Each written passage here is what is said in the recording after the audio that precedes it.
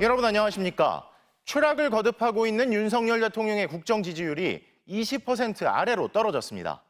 여론조사기관 갤럽의 조사에서 국정 지지율 19%로 역대 최저치를 기록한 건데 어제 윤 대통령과 명태균 씨 통화 육성 공개의 여파가 제한적으로 반영됐는데도 이 정도입니다. 집권 3년 차의 10%대 지지율은 노태우 전 대통령 이후 무려 34년 만에 처음이기도 합니다. 이에 대해 야권은 국정농단 사태 당시 박근혜 전 대통령 지지율보다 낮다며 날을 세웠고 여당 내에서도 우려의 목소리가 나옵니다. 첫 소식 구승은 기자입니다. 한국갤럽이 지난달 29일부터 어제까지 실시한 여론조사에서 응답자의 19%가 윤석열 대통령이 직무 수행을 잘하고 있다고 답했습니다. 잘 못하고 있다는 답변은 72%였습니다.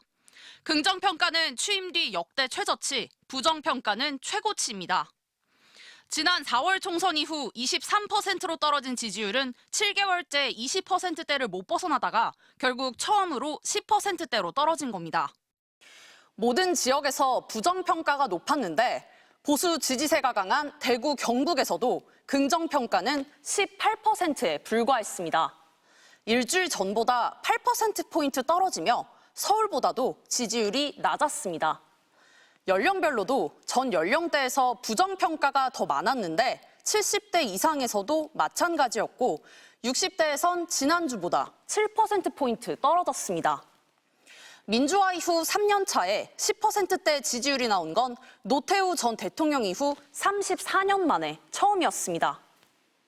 대통령 지지율은 추락했지만 국민의힘 지지율은 30%대로 2주 연속 상승해 대통령과 여당 지지율이 따로 움직이는 디커플링 현상도 심화됐습니다.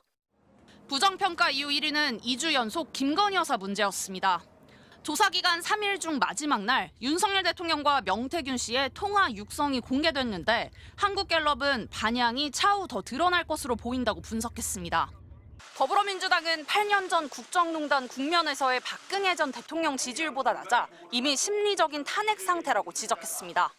여당 내에서도 정권도 보수도 괴멸 위기에 들어섰다며 윤 대통령 내외가 사죄해야 한다는 쓴소리가 나왔습니다. 정진석 대통령 비서실장은 부족한 부분을 채우기 위해 더 노력하겠다면서도 다른 나라 정상들도 지지율 20%를 못 넘기는 경우가 많다고 말했습니다. 오늘 조사는 지난 29일부터 31일까지 사흘 동안 전국에서 1,005명을 대상으로 실시됐습니다. MBC 뉴스 구승은입니다.